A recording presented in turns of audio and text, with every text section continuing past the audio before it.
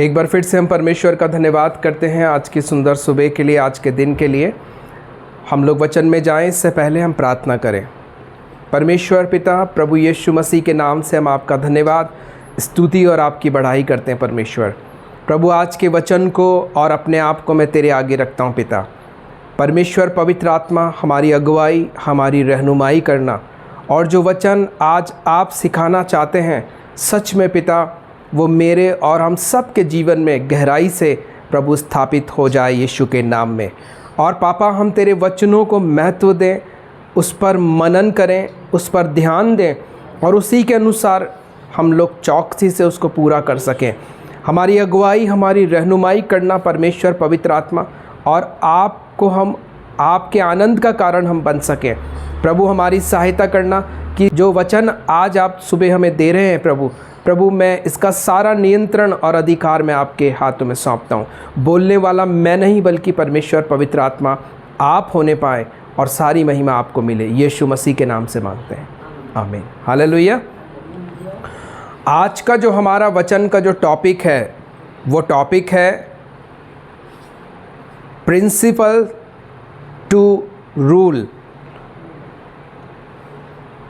शासन करने का सिद्धांत। क्या करने का? बोलो मेरे साथ, शासन करने का सिद्धांत, प्रिंसिपल्स टू रूल। यानी हम लोग अगर इस संसार में हैं तो हम लोग क्या शासन, ये जो शासन नहीं है कोई गवर्नमेंट का शासन नहीं है, मगर ये क्या है, एक आध्यात्मिक बात है। क्या बात है? आध्यात्मिक बात है कि जो मैं संसार में रोज़ जी रहा हूँ, चल रहा हूँ, मेरे पे कोई समस्या, बीमारी, कोई दुश्मन, किसी भी तरीके का दुष्ट आत्मा मुझ पर कोई शासन तो नहीं कर रहा है, मुझ पर कोई राज्य तो नहीं कर रहा है। कहीं मालूम पड़ रहा मुझ पर कोई बीमारी राज कर रही है, कोई श्राप, कोई पाप मेरे बाप दादाओं का, ये शासन उसका है। ठीक है, तो हम लोग क्या देख रहे हैं? शासन करने के सिद्धांत, रूल्स देख रहे हैं हम कि हम कैसे शासन कर सकते हैं। ठीक है, निकालें हम लोग यशाया उसका 54वां अध्याय और उसका 17 पद। यशाया 54 वर्ड्स 17, और मैं यहाँ पर पढ़ता हूँ, अच्छे से सुनना। यहाँ लिख रखा है, जितने हथियार तेरी हानि के लिए बनाए जाएं उनमें से कोई सफल ना होगा। हालेलुया। क्या लिख रखा है? जितने हथियार तेरी हानि के लिए बनाए जाएं उनमें से कोई भी सफल नहीं होगा, और जितने लोग मुद्दई होकर तुझ पर नालिश करें उन सबों से तू जीत जाएगा। यहोवा के दासों का यही भाग होगा और वे मेरे ही कारण धर्मी ठहरेंगे। यहोवा की यही वाणी है। क्या है?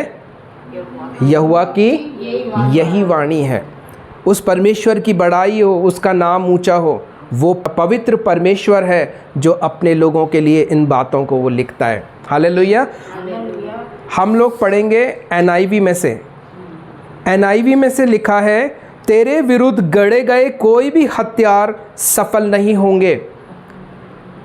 यानी मेरे विरुद्ध में जो हथियार गढ़ के बनाए गए हैं, जो मेरी हानि के लिए हैं, मेरे परिवार की हानि के लिए हैं, उनमें से कोई भी हथियार क्या नहीं होगा?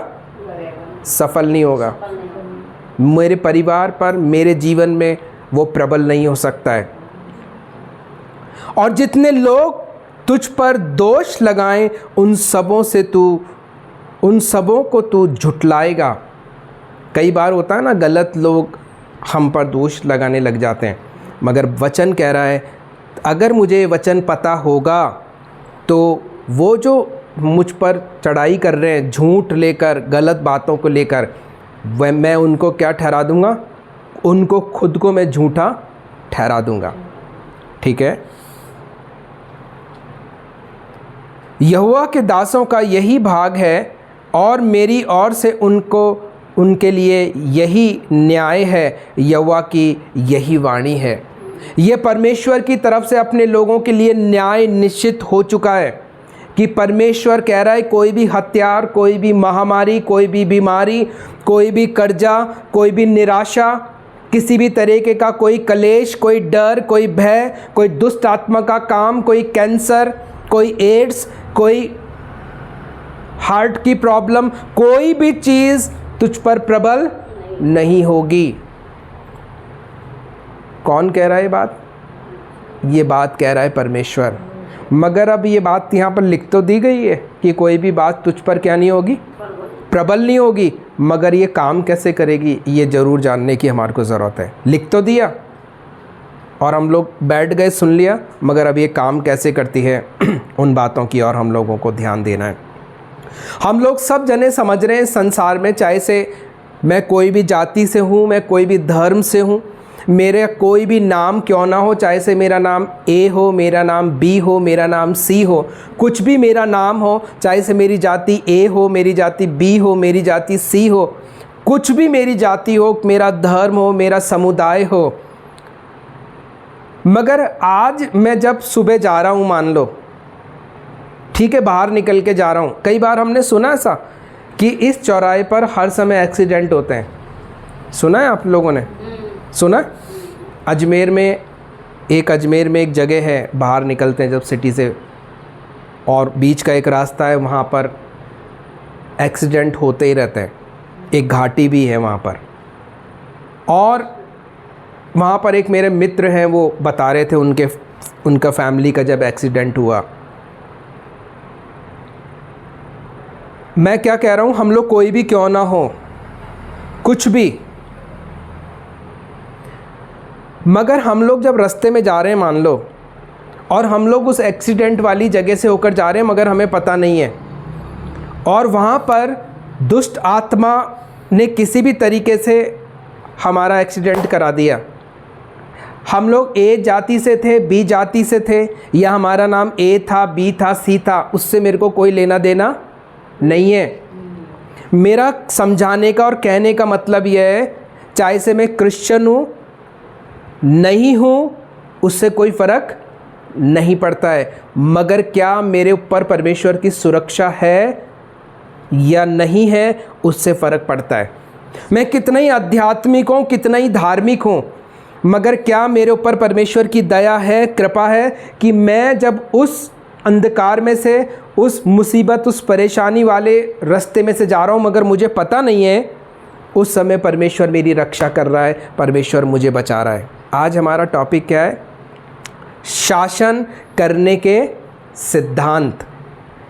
यानी हम लोग उस रास्ते में से भी होकर जा रहे हैं, मगर कोई भी चीज़ हमें छुएगी नहीं, कोई भी विपत्ति मेरे डेरे के पास में नहीं आएगी। ठीक है, देखेंगे हम लोग ये काम कैसे करता है सिद्धांत। यूहन्ना उसका 3 अध्याय और उसका 16 से 18। यूहन्ना उसका 3 अध्याय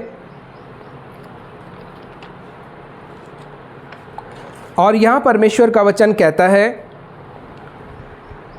क्योंकि परमेश्वर ने जगत से ऐसा प्रेम रखा, उसने अपना एक लौता पुत्र दे दिया, ताकि जो कोई उस पर विश्वास करे वह नष्ट न हो परंतु अनंत जीवन पाए। परमेश्वर ने अपने पुत्र को जगत में इसलिए नहीं भेजा कि जगत पर दंड की आज्ञा दे, परंतु इसलिए कि जगत उसके द्वारा उद्धार पाए। जो उस पर विश्वास करता है उस पर दंड की आज्ञा नहीं होती, परंतु जो उस पर विश्वास नहीं करता वह दोषी ठहर चुका है, इसलिए कि उसने परमेश्वर के एक लौते पुत्र के नाम पर विश्वास नहीं किया।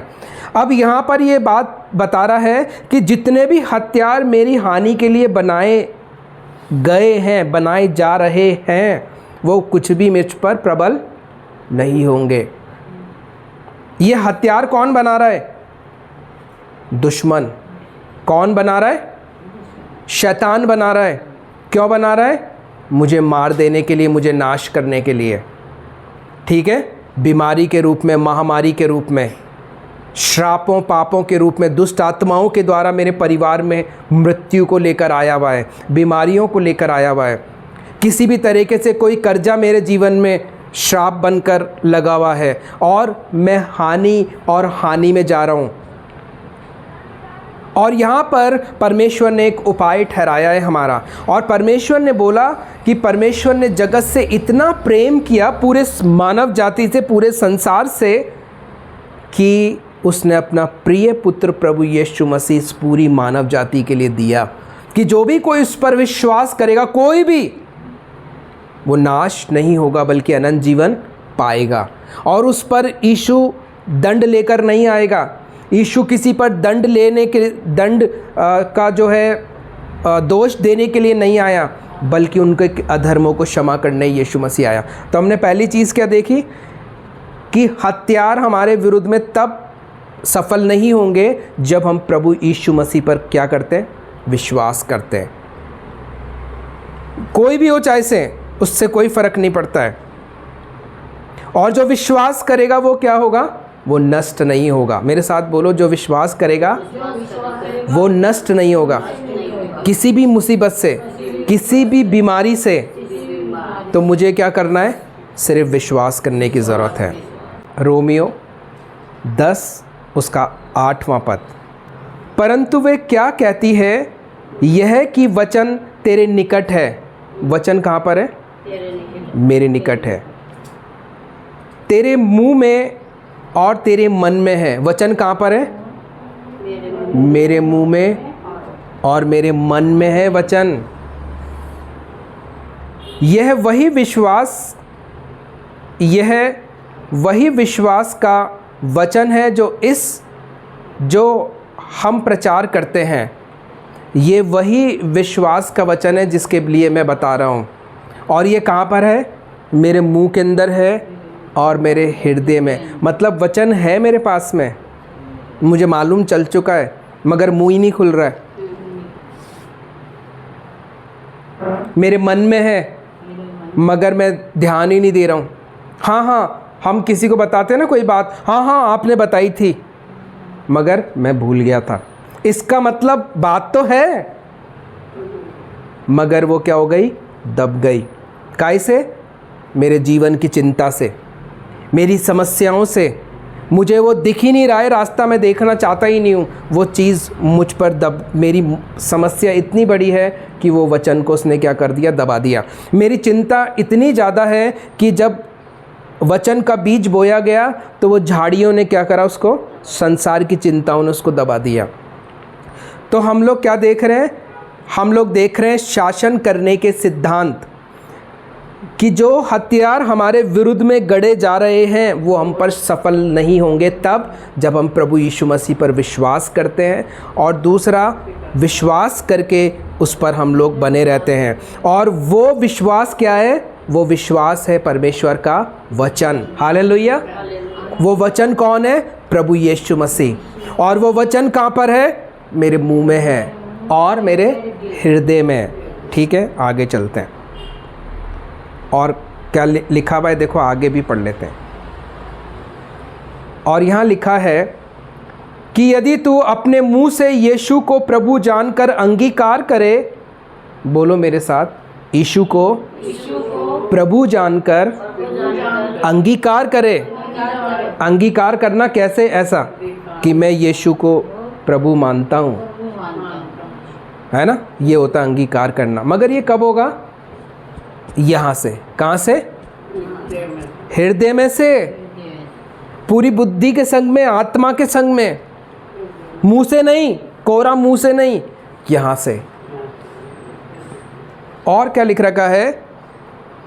यीशु को प्रभु जानकर अंगीकार करे और अपने मन से विश्वास करे कि परमेश्वर ने उसे मरे हुए में से जिलाया, तो तू निश्चय उद्धार पाएगा। हालेलुया। तू निश्चय उद्धार पाएगा, यानी तू 100% चंगाई को, छुटकारे को पाएगा। 100%। ये कोई जो है ऐसा नहीं है कि 50-50 बात हो। ये सारी चीज़ डिपेंड करती है मुझ पर। मेरे आत्मिक स्तर पर, मेरी सोच पर, मेरे हृदय की हालत पर, और मैं मुंह से क्या अंगीकार करता हूँ उस पर। यह ऐसा ही नहीं है जैसा लिखा हुआ है, इसकी गहराई, ऊंचाई और इसकी लंबाई बहुत है। इसलिए हमें ध्यान देकर सुनना है, समझना है और उसको फिर उस हिसाब से क्रियाशील करना है अपने जीवन में। क्योंकि धार्मिकता के लिए मन से विश्वास किया जाता है, कहाँ से? हृदय से। और उद्धार के लिए मुंह से अंगीकार किया जाता है। तो हमें मुंह से अंगीकार करना है और अपने हृदय में इन बातों को जो मैं बता रहा हूँ विश्वास करने की ज़रूरत है। वो जो औरत थी जिसको 12 साल से लहू बहने की समस्या थी, वचन में लिखा है उसने अपने मन में इस बात को सोच लिया कि मैं यीशु के वस्त्र को अगर पीछे से छू लूँगी तो मैं चंगी हो जाऊँगी।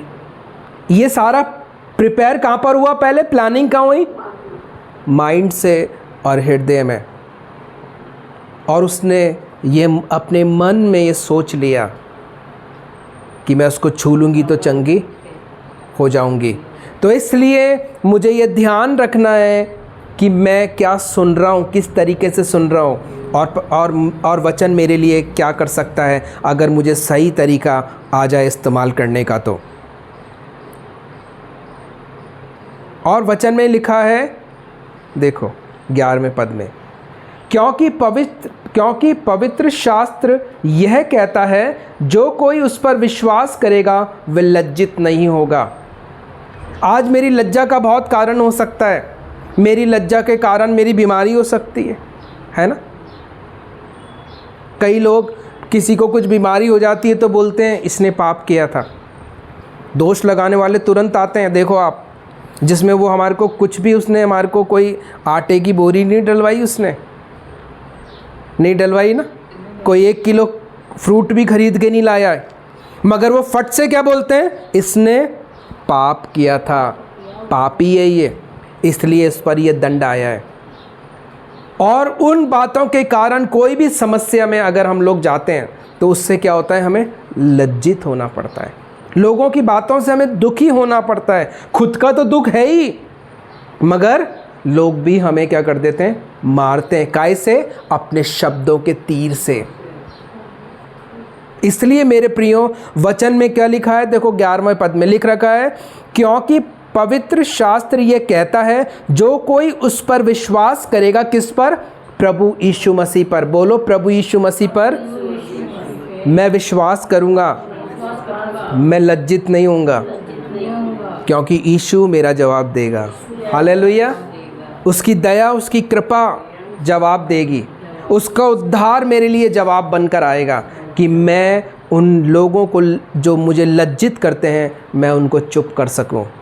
हालेलुया।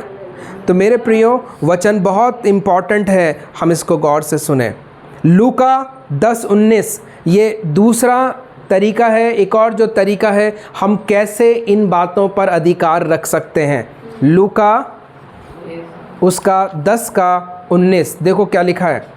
यहाँ वचन में लिखा है, देखो मैंने तुम्हें सांपों और बिच्छुओं को रौंदने का और शत्रु की सारी सामर्थ पर अधिकार दिया है। अब जब मैंने प्रभु यीशु मसीह पर विश्वास कर लिया, उसका वचन मेरे हृदय में आ गया, मैंने पापों के लिए अंगीकार कर लिया और यीशु को भी अपना प्रभु जानकर अंगीकार कर लिया, मान लिया। अब प्रभु यीशु मसीह मुझे एक अधिकार देता है। हालेलुया। क्या देता है? अधिकार। हमारा टॉपिक क्या है? शासन करने के सिद्धांत। ठीक है, तो हमें ध्यान देना है वचन अब क्या सिखा रहा है हमें।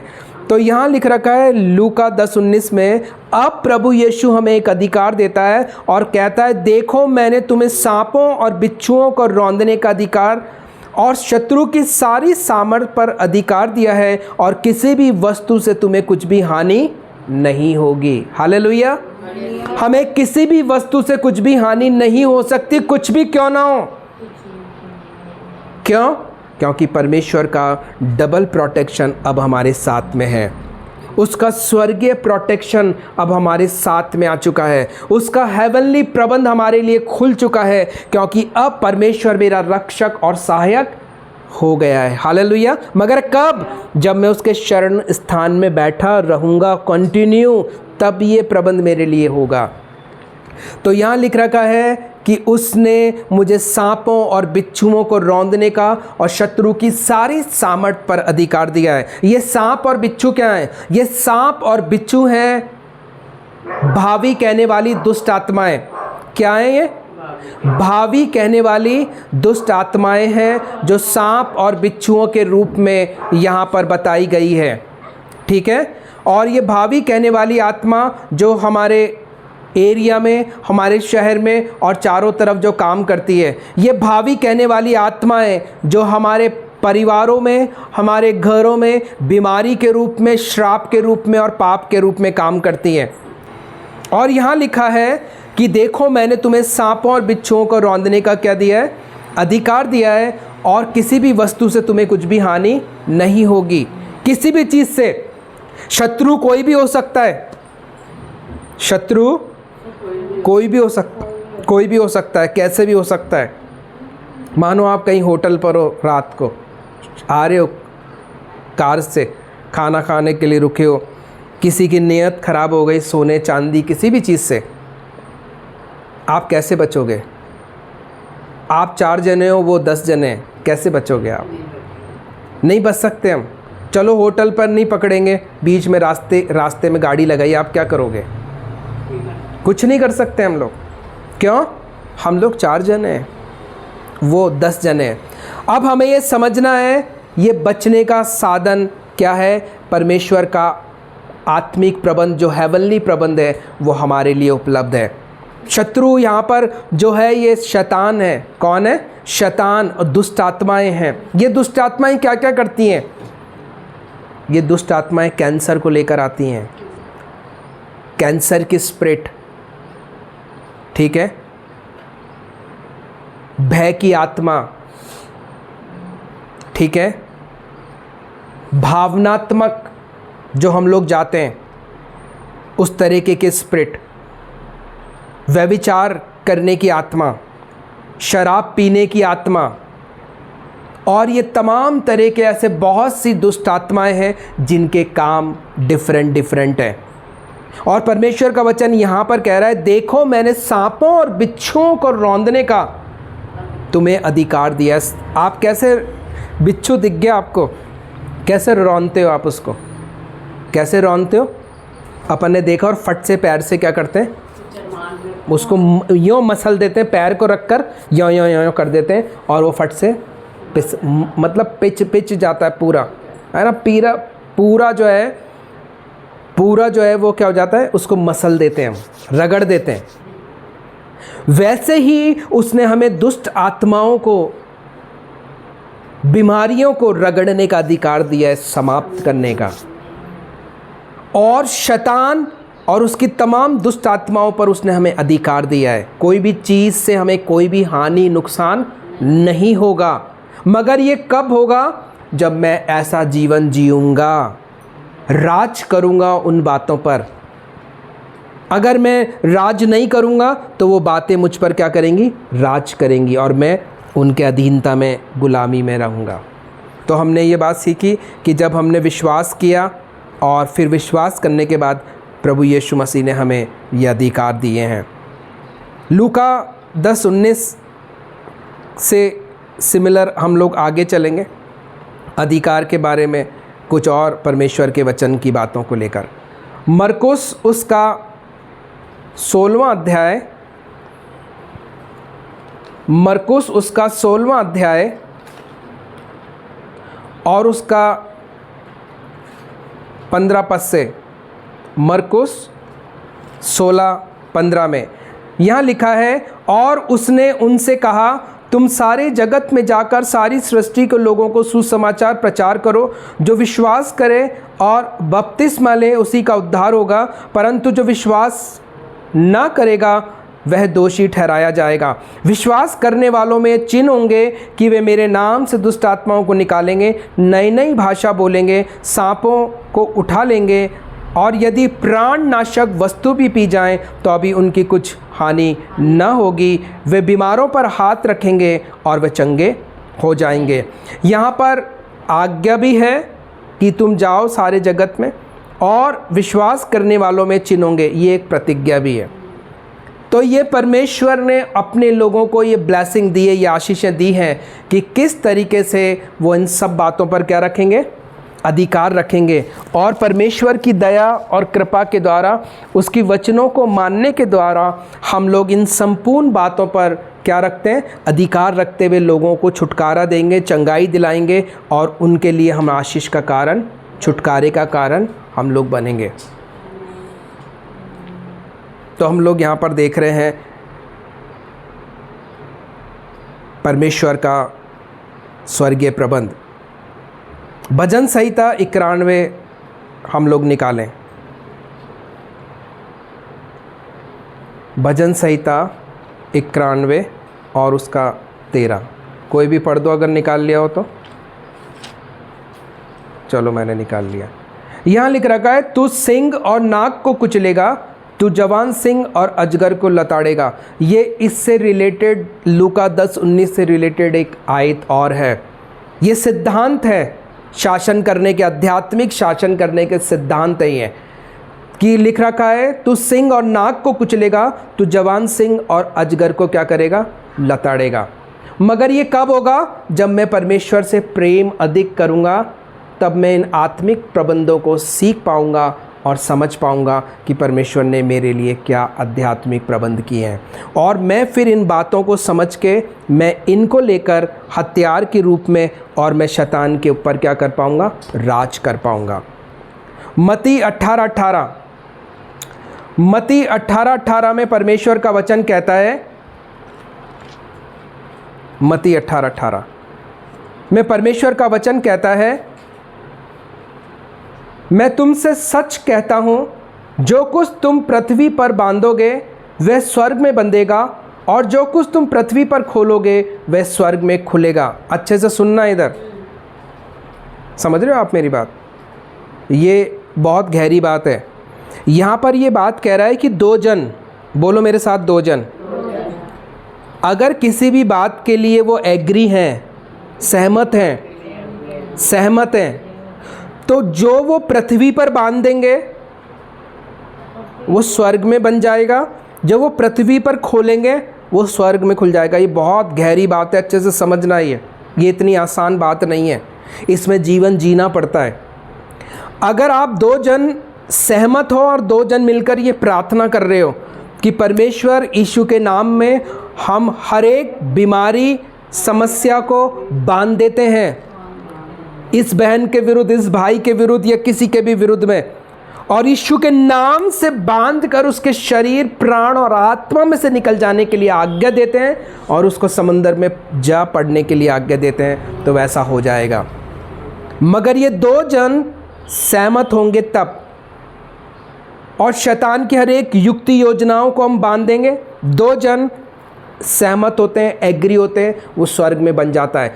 अब स्वर्गीय आशीषों को हमारे लिए खोलने के लिए भी हम लोग, अगर दो जन एग्री हैं और हम लोग बोल रहे हैं यीशु के नाम में, हम स्वर्गीय आशीषों को अपने घर में आने के लिए, खुलने के लिए, हमारे घर में मेल मिलाप आने के लिए, हमारे घर में समृद्धि उन्नति आने के लिए, हमारे घर में जो है हम लोग एक मन, एक आत्मा के चलाए चल सकें, तो वो स्वर्गीय प्रबंध मेरे घर के लिए क्या हो जाएगा, खुल जाएगा। अच्छे से समझ जाना ये बात। ये बात ऐसे नहीं है जैसे मैं बोल रहा हूँ, ये प्रैक्टिकल भी है। इसमें आपको जीना पड़ेगा, इसमें आपको लगातार बने रहना पड़ेगा, तब आप इन बातों को देख पाओगे। 19वां पद, फिर मैं तुमसे कहता हूँ, यदि तुम में से दो जन पृथ्वी पर किसी बात के लिए एक मन होकर उसे मांगे, तो वह मेरे पिता की ओर से जो स्वर्ग में है उनके लिए हो जाएगा। हालेलुया। क्या कह रहा है वचन? मेरे पिता की ओर से वो क्या चीज़ हो जाएगी? जो भी वो कुछ मांगेंगे वो हो जाएगा उनके लिए। वो दोबारा यहाँ पर कंफर्म कर रहा है। तो हमें मेरे प्रियो ये ध्यान रखना है कि वचन क्या है और वचन की गहराई क्या है। और यहाँ पर जो हेडिंग है वहाँ पर लिख रखा है रोकना और अवसर देना। मत्ती 21 का 18, मत्ती 21 और उसके 18वें पद में वचन क्या कहता है? यहाँ पर अंजीर के पेड़ के विषय में प्रभु यीशु मसीह की शिक्षा है। प्रभु यीशु मसीह को भूख लग रही है और प्रभु यीशु मसीह वहाँ से जा रहे हैं, मगर वो अंजीर के पेड़ के पास में गए कि उसमें फल देखें, मगर अभी फल नहीं लग रहे। तो प्रभु यीशु मसीह ने बोला, आज से तुझ में कोई भी फल नहीं लगे, अब से तेरे में कोई भी फल नहीं लगेंगे। और वो तुरंत सूख गया।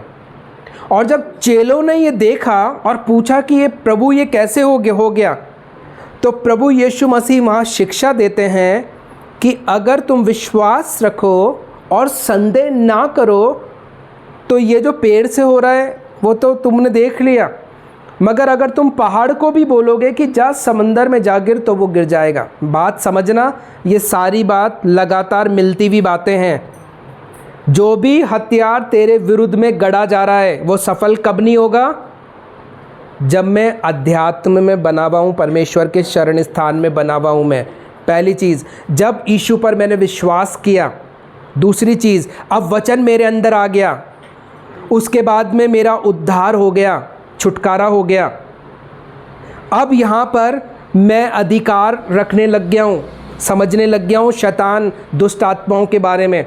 अब मेरे पास में, मैं उसकी आज्ञा में बना हुआ हूँ, मैं उसकी प्रतिज्ञा में बना हुआ हूँ, और ये सारी बातें चल रही हैं आगे। और उसके बाद में मुझे 2 जन हम लोग सीख गए हैं कि कैसे हम लोग पृथ्वी पर उन बातों को लेकर आएंगे, कैसे हमने शैतान की बातों को हम बांध पाएंगे। ये सब बातों को हम लोग सीख रहे हैं। फिर यहाँ पर अंजीर के पेड़ से हम लोग एक और बात को सीख रहे हैं, और प्रभु यीशु मसीह सिखा रहा है कि क्या करो? विश्वास रखो और संदेह ना करो। मैंने आपको बोल दिया आप चंगे हो जाओगे, मगर शैतान ने एक आदमी को भेजा आपके पास में, और आपके कान में उसने गंदी बातों को डाल दिया। अरे तेरी तो इतनी बड़ी बीमारी हो रही है, तेरा तो ऐसा हो जाएगा, तेरा तो वैसा हो जाएगा। और जो वचन का बीज बोया गया आपके माइंड में, उस चिंता ने उस बीज को क्या कर दिया? दबा दिया। उगा तो सही, वो उगने भी लगा, मगर आपकी खुद की स्वयं की चिंता, आपका खुद का दर्द, खुद की समस्या इतनी बड़ी थी कि जो वचन का बीज बोया गया उगा, बढ़ भी रहा है, मगर आपने उस चिंता से उसको दबा दिया, और वो वचन क्या हो गया? ख़त्म हो गया। वो कुछ दिन तक बना रहेगा वो पौधा जो बीज बोया गया, मगर एक दिन क्या हो जाएगा? वो ख़त्म हो जाएगा, वो ग्रोथ ही नहीं कर पाएगा। इसलिए मेरे प्रियो, हमें ध्यान देना है कि परमेश्वर का वचन आज हमारे लिए क्या बात को कह रहा है। और उसने बोला कि तुम क्या करोगे? विश्वास रखना है, संदेह नहीं करना है। अगर आपके मन में डाउट आ गया तो आप उन सब कुछ चीज़ों को ख़त्म कर दोगे। प्रभु यीशु मसीह को देखकर पतरस भी पानी पे चलने लग गया, मगर लहरों की ऊंचाई गहराई देखते हुए, यानी लहरें जब ऊपर नीचे हो रही थी, तो वो क्या हो गया? डर गया, घबरा गया और डूबने लग गया। क्यों? उसने वो वहाँ संसार को देख रहा है, वो परमेश्वर की हेवनली बातों पर विश्वास नहीं कर रहा है, जो प्रबंध उसने हमारे लिए कर दिया है। एक दिन हमने प्रार्थना कर ली, एक दिन जो है हमने परमेश्वर से मांग लिया, 2 दिन मांग लिया, 3 दिन मांग लिया, मगर उसके बाद में आया नहीं, मिला नहीं, तो फिर क्या हुआ? हमने छोड़ दिया। समझ रहे हो आप? क्या किसान ऐसे ही करता है क्या? किसान ऐसे ही करता है क्या? किसान इंतज़ार करता है कि बारिश आएगी तब मैं खेत जोतूँगा, इंतज़ार करता है वो पहले से तैयारी करता है, वो इंतज़ार नहीं करता है बादलों का। उसको पता है ये सीज़न आ गया, वो खेत को बोकर बिल्कुल जुताई कर कर तैयार रखेगा, और उसके बाद में फिर क्या करेगा? वो बिल्कुल रेडी रहेगा। वैसे ही हम लोग क्यों नहीं रेडी हैं अपनी परिस्थिति और हालात को देखते हुए? हम लोग क्यों सुस्त और लापरवाह हो रहे हैं? और यहाँ पर एक सिद्धांत है, और वो है लगातार करने का। मत्ती 7:7 में कहता है, मांगो तो तुम्हें दिया जाएगा, और अगर तुम मांगते हो तो तुम्हें क्या होगा? दिया जाएगा। और फिर लिखा है और तुम ढूंढोगे तो क्या करोगे? पाओगे। और खटखटाओ तो तुम्हारे लिए। ये लगातार करने का प्रोसेस है। आपको बने रहना पड़ेगा अपने विश्वास के अंदर। अगर नहीं मिल रहा है दोबारा हम मांगेंगे, समय लग रहा है हम मांगेंगे। अगर आप अपने घर में आ रहे हो और आपका घर खटखटा रहे हो और कोई खोल रहा नहीं है घर में, तो क्या करोगे आप? पहले बार आवाज़ लगाओगे, है ना, जो भी उसका नाम होगा। पहले आवाज़ लगाई, फिर धीमे से करोगे, नहीं सुना, फिर उसके बाद में आप क्या करोगे? ज़ोर से उसको मारोगे, नोक करोगे उसको, गेट को। और फिर एकदम से घर में से कोई उठेगा और वो क्या बोलेगा? हाँ हाँ। फिर आप बोलोगे अरे तू तो खोल ही नहीं रहा था। बोले हाँ मैं गहरी नींद में था। समझ रहे हो आप मेरी बात? आपको बने रहना पड़ेगा, गेट खुलेगा, आपकी समस्याएं दूर होंगी, मगर आपको दृढ़ता से वहाँ बने रहना पड़ेगा। आपको लगातार मांगना है, आपको लगातार ढूंढना है और आपको लगातार खटखटाना है।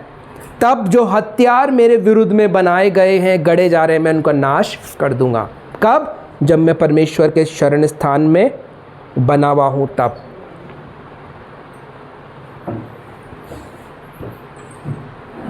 यशाया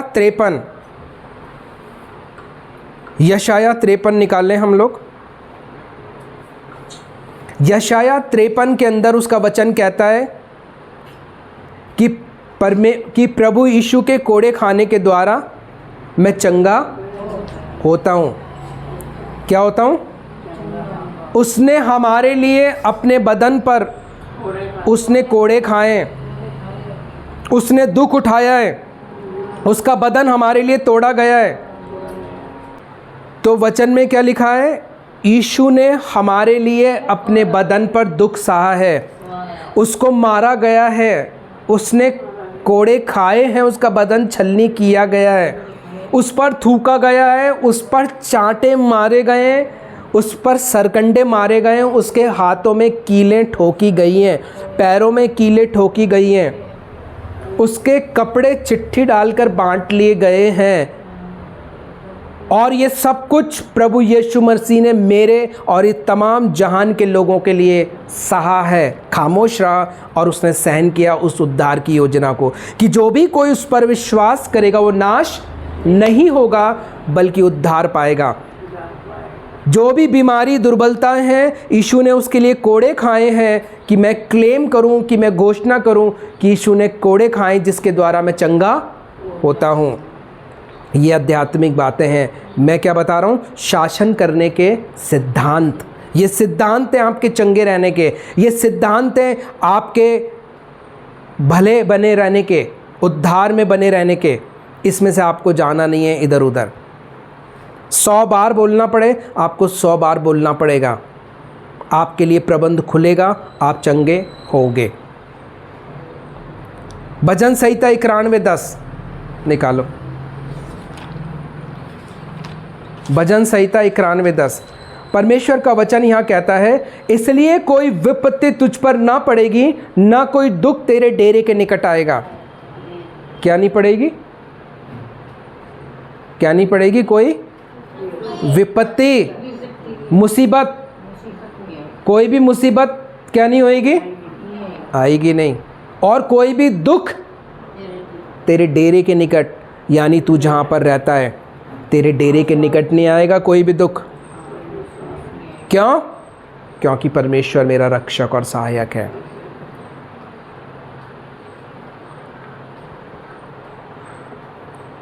याकूब 2:19 वहाँ पर लिखा है कि दुष्ट आत्मा भी प्रभु यीशु मसीह पर वचन पर विश्वास करते हैं। कौन लोग? दुष्ट आत्मा। दुष्ट आत्मा भी क्या करते हैं? उसको, उन दुष्ट आत्माओं को पता है यीशु कौन है, वो वचन जानते हैं। ठीक है, तो हमें कितना जानने की और उसको सही तरीके से काम में लेने की ज़रूरत है। याकूब 2:19 में लिखा है, तुझे विश्वास है कि एक ही परमेश्वर है, तू अच्छा करता है। दुष्ट आत्मा भी विश्वास रखते हैं और थरथराते हैं। तो विश्वास अगर आपने कर लिया तो कौन सी बड़ी बात कर ली। आपने उस विश्वास के अनुसार कर्म क्या किया ये बताओ पहले। आपको जो बातें बोली हैं वो तो कर ही नहीं रहे हो। कर्म क्या किया है? विश्वास तो बता हो गया आपको यीशु पर, मगर आपने उसके द्वारा काम कुछ भी नहीं किया। वचन पढ़ते नहीं हो, वचन सुनते नहीं हो, वचन दोहराते नहीं हो, प्रार्थना करते नहीं हो, तो वो जब तक आपने उस पर काम नहीं किया तो वो कैसे आपके लिए क्रियाशील होगा। इसलिए विश्वास बिना कर्म के क्या है? मरा हुआ है। आपको उसको क्रियाशील करने की ज़रूरत है। इसी याकूब का 4:7 देखो क्या लिखा है। लिखा है, इसलिए परमेश्वर के अधीन हो जाओ और शैतान का सामना करो तो वह तुम्हारे पास से भाग जाएगा। हालेलुया। शासन करने के सिद्धांत क्या लिख रखा है? क्या मैंने सुनाया कि तुम शैतान का क्या करो? क्या करो? सामना करो और वो तुम्हारे पास से। हमें परमेश्वर के अधीन आने की ज़रूरत है। हमें क्या आने की ज़रूरत है? परमेश्वर के अधीन आने की ज़रूरत है। और लिख रखा है देखो, इसलिए परमेश्वर के अधीन हो जाओ, यानी आप समर्पित हो जाओ, समर्पण कर दो परमेश्वर के आगे। जब कोई भी मानो किसी को पकड़ा गया, सामने भी कोई बंदूक लेकर खड़ा हुआ है, इधर वाला भी, मगर इधर वालों के पास में ज़्यादा बंदूकें मान लो, ठीक है, और उधर एक जना कोई भी है, कोई भी जना होगा, और इधर वालों के पास ज़्यादा बंदूक है और उधर वाले के पास एक ही है। या तो वो क्या करेगा, बराबर से गोली चलाएगा और इधर वाले भी उसको मार देंगे। इधर वाले भी कुछ मर सकते हैं मगर इधर वाले ज़्यादा हैं, तो वो क्या सोचेगा कि मैं क्यों ना अब अपना हथियार डाल दूँ, ठीक है। अब जब वो हथियार डाल देगा तो इधर वालों को पूरा पावर है कि उसको उसी समय उड़ा दें या फिर उसको बचा लें, उसका जो भी न्याय है उस तक पहुंचाने तक, जो भी उसके ऊपर अब आगे की कार्रवाई होगी। समझ रहे हो आप मेरी बात? ऐसे ही मुझे अपने आप को परमेश्वर के आगे समर्पित कर देना है, अपने हथियार डाल देना है। कौन से हथियार? ज़्यादा सोचने के, ज़्यादा ऊट पटांग के बोलने के, ज़्यादा उस तरीके से अपने आप को एटीट्यूड में बने रहने के, अपना जो एटीट्यूड है ना, आपका माइंड का, आपका देखने का जो नज़रिया है, उसको आपको बदलने की ज़रूरत है। इसलिए दाऊद भजन संहिता 131 में कहता है, मैंने अपने आप को क्या कर लिया? चुप और शांत कर लिया। शांत कर लिया है। अब कठिन बातों से मेरा कोई भी वास्ता नहीं है। मैंने अपने आप को क्या कर लिया? चुप कर लिया है। और एक और इम्पॉर्टेंट चीज़ है, वो है हमारी जीभ। क्या है? अगर हमने इन संपूर्ण बातों पर विश्वास कर लिया है, हम लोग सीख रहे हैं शासन करने के सिद्धांत। एक सबसे बड़ी मुसीबत का कारण है मेरी जुबान, यानी मैं कुछ भी बोल देती हूँ, और जैसे ही मैंने बोला वैसे ही दंड मेरे ऊपर आ गया और वो बातें मेरे लिए बनना अब शुरू हो गई हैं। मैंने बोला, अरे मैं तो जा तो रहा हूँ प्रार्थना में, मगर मेरे लिए कुछ असर ही नहीं होता है। आप समझ रहे हो मेरी बातों को? तो ये बातें हैं जो आपके लिए क्या है? सुनो सुनो सुनो सुनो सुनो, ये बातें प्रैक्टिकल हैं। ये बातें क्या हैं? प्रैक्टिकल हैं। ऐसे कैसे हो सकता है कि आप भूमि में बीज बो और वो बीज फूटे नहीं? ऐसा हो सकता है? नहीं हो सकता। और बाइबल में लिख रखा है, मेरा कोई भी वचन बिना पूरे हुए हुए टल नहीं सकता है। हालेलुया। मगर आपकी हृदय की भूमि खराब है तो उसमें मैं कुछ नहीं कर सकता हूँ। अगर आपकी भूमि ने गर्व गिरा दिया है, क्या गिरा दिया है? अगर आपकी भूमि ने गर्व गिरा दिया है, मगर मतलब ऐसी भूमि जिसमें कुछ भी उग नहीं सकता है, कैसी भूमि है? बंजर। मगर मैं आपको विश्वास दिलाता हूँ कि अगर आपने थोड़ा सा भी गुंजाइश कर दी अपने हृदय की भूमि पर, मैं 100% आपको वायदा करता हूँ और मैं गारंटी देता हूँ कि परमेश्वर का बीज उग जाएगा और आप चंगे हो जाओगे, आपका छुटकारा हो जाएगा, आप बच जाओगे। इसलिए अपने इस हृदय की भूमि पर काम करो, इसको नर्म करो, अपने मुंह से गंदा मत बोलो, क्योंकि जैसे ही आपने मुंह खोला और गंदा बोला, वो ब्लेसिंग को आप खो दोगे। अरे मैं तो रोज़ प्रार्थना करता हूँ, मैं तो 10 साल से प्रार्थना कर रहा हूँ, मगर मेरी प्रार्थना सुनता ही नहीं है, मेरी प्रार्थना पता नहीं कब सुनेगा। अब ये पता नहीं है कि तुम्हारे लक्षण खराब हैं, तुम्हारा चरित्र की 12 बजी हुई है, तुम किसी ना किसी सीक्रेट सिन में, पाप में इन्वॉल्व हो। और दोष किसको जा रहा है? वो सुनता ही नहीं है हमारी प्रार्थना। आप लालची हो, आप पेटू भी हो, आपका चरित्र सही नहीं है, आपका अंदर का मामला बिगड़ा हुआ है, आप अनशंट बोलते हो, गलत सोचते हो, गलत देखते हो, मोबाइल में गलत देखते हो, बहुत ढेर सारे तरीके के पाप हैं, बुराइयाँ हैं। और हम लोग क्या बोल रहे हैं? कि 10 साल हो गई मेरी प्रार्थना सुनता ही नहीं है ना? हम लोग बोलते हैं ना मेरी प्रार्थना। इसलिए मेरे प्रियो, हमें ध्यान रखना है कि एक और जो समस्या का कारण है वो क्या है? मेरी जुबान, जीभ। और नीति वचन 18:21 में लिखा है कि जीभ के वश में जीवन और मृत्यु दोनों है। क्या है? किसके वश में? ये नीति वचन में लिखा है 18 के अंदर, नीति वचन 18:21 में लिखा है। क्या लिख रखा है? तुम्हारी जो जीभ है उसके वश में जीवन और मृत्यु है। सोच लो आप अपनी जीभ से अपने लिए क्या घोषणा कर रहे हो? आपने बाइबल तो खूब पढ़ ली, 50 बार 70 बार बाइबल पढ़ ली होगी, वचन पूरा टिप पर रटा हुआ है आपको, मगर आपकी ज़ुबान से आप गलत बोलने वाले लोग हो। और इसलिए आप गलत बोलते हो तो वो आपके लिए नाश का कारण लेकर आ रही है। और ज़ुबान से बोलना कैसा है? बीज बोने जैसा। समझ रहे हो आप? ये जो आप जीभ से बोलते हो, क्या है पता है? बीज बोने जैसा होता है ये। और मैं जो बो रहा हूँ वो मैं काटूंगा 100%। समझ रहे हो? तो ये शासन करने के सिद्धांत है, उसमें हमारी जुबान भी है। इसलिए मेरे प्रियो, हमें ध्यान रखना है कि हम लोग किस तरीके से शासन कर रहे हैं, किस तरीके से आत्मिक जीवन में बढ़ रहे हैं। दूसरा कुरिन्थियों उसका 10वां अध्याय और उसका 4था पद, यहाँ लिख रखा है, क्योंकि हमारी लड़ाई के हथियार शारीरिक नहीं। क्या नहीं है? हमारे लड़ाई के हथियार जो हम लोग यहाँ बात कर रहे हैं, मैं आपको बंदूक चलाना तो नहीं सिखा रहा हूँ ना कोई चाकू चलाना सिखा रहा हूँ, कुछ भी नहीं, ना डंडा। हमारी लड़ाई के जो हथियार हैं वह शारीरिक नहीं है, पर गढ़ों को ढा देने के लिए परमेश्वर के द्वारा सामर्थी है। हालेलुया। यानी गढ़ों को ढा देने के लिए सामर्थशाली हथियार की बात कर रहा हूं मैं यहाँ पर। वो गढ़ किसको कहते हैं? हम लोग राजस्थान में रहते हैं ना, गढ़ किसको कहते हैं? गढ़ देखे आपने? जो हमारे फुलेरा में भी गढ़ है, काचरोदा में है ना, जो पुराने गढ़ हैं, जो पुराने जो राजपूत हैं, ठाकुर जो लोग हैं, वो गढ़ है पुराने राजाओं के समय में उनको ठहराया गया था, है ना, वो गढ़ है। आज भी कई गढ़ छोटे छोटे गांवों में आज भी हैं। ठीक है, तो ये गढ़ कैसे हैं? बहुत पुराने। समझना आप, यहाँ पर जो गढ़ों का मतलब समझना, वो गढ़ कैसे है? बहुत पुराने। अब देखो मैं दोबारा पढ़ रहा हूँ, अच्छे से समझना।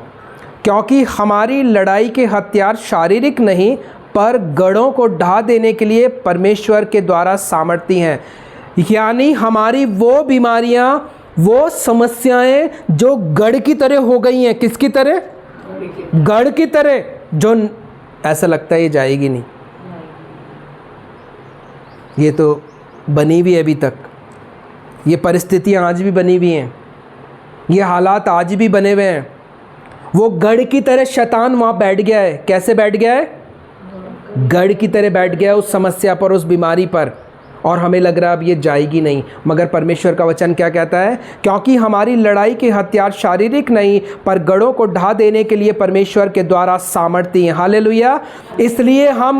इसलिए हम कल्पनाओं का और हर एक ऊंची बात का जो परमेश्वर की पहचान के विरोध में उठती है, खंडन करते हैं। हालेलुया।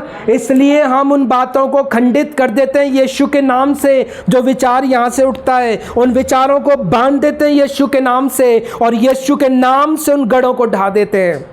क्यों? क्योंकि हमें लूका 10:19 में अधिकार दिया है शैतान की सारी समस्त शक्तियों पर। हमें मत्ती 18:18 में परमेश्वर ने एक अधिकार दिया है, हमें उसने संपूर्ण बातों पर आज्ञाएं दी हैं, प्रतिज्ञाएं दी है जो मैंने बताई है। हमें उस पर बने रहना पड़ेगा, उन्हें मेमोराइज करना पड़ेगा। ये क्या है? हथियार है। क्या है? आपके पास बंदूक है और सामने से बंदूक कोई चला रहा है, तो आप क्या बोलोगे? रुक जा रुक जा रुक जा, मैं देखता हूँ बंदूक कहाँ रखी हुई। आप ऐसे बोलोगे? ऐसे बोलोगे? आप बॉर्डर पर हो, दुश्मन ने गोली चलाई, आप क्या बोलोगे? रुक। आप पत्थर मारने लगोगे उस पर। क्या मारने लगोगे? पत्थर मारोगे आप। आपके पास में जब बंदूक है तो बंदूक ही चलाओगे ना। और यहाँ पर क्या लिखा है? हमारे हथियार कैसे हैं?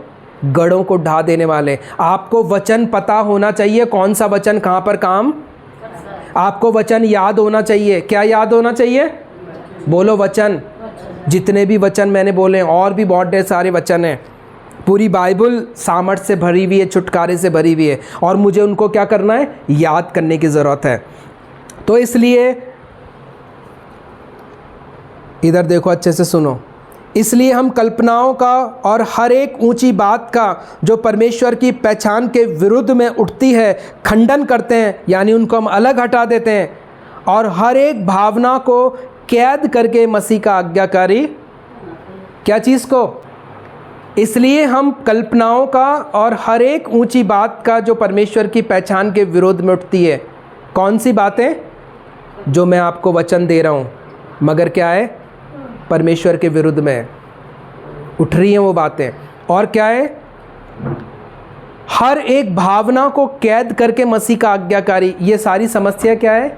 भावना, फीलिंग, और ये हमारे लिए समस्या का कारण है। इसलिए हमें हर एक भय को, हर एक भ्रम को, हर एक भावना को क्या करना है? दूर हटाना है।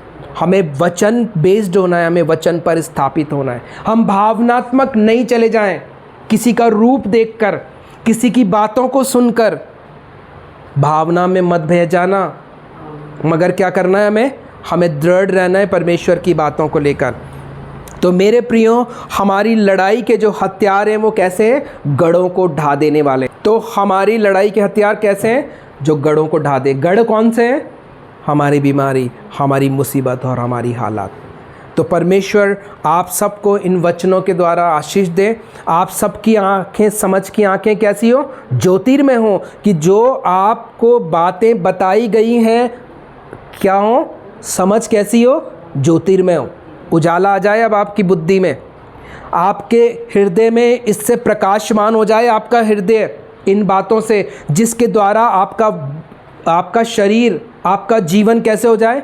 चंगा हो जाए, छुटकारा पाए, आप लोगों का उद्धार हो जाए। हमारा टॉपिक क्या था? शासन करने के सिद्धांत, वो प्रिंसिपल्स, वो रूल, वो नियम, वो आधार, वो कानून, वो विधि, वो नियम, वो नींव हमारे घर की, हमारे आध्यात्मिक जीवन की, वो बातें हमारे आध्यात्मिक जीवन की। ये क्या है? वो सिद्धांत हैं। अगर घर ऊपर ही बना हुआ है बिना नींव के, तो वो गिर जाएगा। बाढ़ आएगी, तूफान आएगा, वो गिर जाएगा। मगर आपका जीवन अगर गहराई में है, परमेश्वर के वचनों में गहराई में स्थापित है, तो वो मुसीबत परेशानी पर आने पर क्या होगा? आप गिरोगे नहीं, डरोगे नहीं। इसलिए मेरे प्रियो, परमेश्वर आपको इन वचनों के द्वारा शांति दे, आशीष दे, चंगाई दे, और आपको इन वचनों में बने रहना पड़ेगा, मगर एक दिन नहीं, लगातार। क्या लिख रखा है भजन संहिता 91 में? जो भी व्यक्ति परम प्रधान के छाए हुए स्थान में बैठा रहे, वह सर्वशक्तिमान की छाया में क्या पाएगा? ठिकाना पाएगा। उसके शरण स्थान में आप लोगों को बना रहना पड़ेगा, जब उसकी सच्चाई मेरे लिए ढाल और जीरम ठहरेगी। मैं डरूंगा नहीं रात को भय से, बीमारी से, महामारी से, किसी भी मुसीबत परेशानी से। क्यों? क्योंकि परमेश्वर मेरा रक्षक, मेरा सहायक होगा। उसके स्वर्गदूत मेरे लिए स्वर्ग से उपलब्ध हो जाएंगे। हालेलुया। तो परमेश्वर आप लोगों के इन वचनों के द्वारा आशीष दे, आप लोगों की समझ की आंखें ज्योतिर्मय हो, और परमेश्वर के वचन, उसकी बुद्धि, ज्ञान, समझ में आप लोग बने रहो। हम लोग प्रार्थना करेंगे और अपने सरों को आप झुकाओ। यीशु के नाम से जो भी वचन परमेश्वर आपने हमें दिया, हमने उसका प्रचार किया है। यीशु के नाम से पिता इस वचन को मैं 100 गुना फल लेकर आने के लिए बोलता हूँ। हर एक के जीवन में यीशु के नाम से वचन 100 गुना फलों को लेकर आए, और सारा अंधकार, सारी बीमारियां, सारी दुर्बलताएं, सारी समस्याएं, सारी दुष्ट आत्माएं प्रभु यीशु के नाम से छोड़कर जाओ। Leave in the name of Jesus. हर एक बीमारियां, डार्कनेस, डेडनेस, अज्ञानता, लापरवाहियां, हर एक भावनात्मक बातें, भ्रम की बातें, भय की बातें प्रभु यीशु के नाम से छोड़कर जाओ। Leave in the name of Jesus. प्रभु यीशु के नाम से मैं लोगों को स्वतंत्र करता हूँ, आज़ाद करता हूँ, उनको चंगा करता हूँ सारी समस्याओं से। प्रभु यीशु के नाम में मैं इनकी आत्मा का उद्धार होने के लिए बोलता हूँ, इनके प्राणों का उद्धार होने के लिए बोलता हूँ। यीशु के नाम से इनको चंगा करता हूँ, इनको चंगा करता हूँ, इनको शांति मिले, इनको चंगाई मिले, और यीशु के नाम से इनका उद्धार हो जाए। प्रभु यीशु के नाम में ऐसा होने के लिए मैं इनको आशीष देता हूँ। परमेश्वर, आपने ऐसा कर दिया है, इसके लिए मैं धन्यवाद करता हूँ। इन सब आत्माओं का उद्धार हो और ये अनंत जीवन के लिए बचाए जाएं। आप ऐसा करते हैं परमेश्वर, इसके लिए धन्यवाद। प्रभु यीशु मसीह के नाम से मांगता हूँ। आमीन, आमीन और आमीन।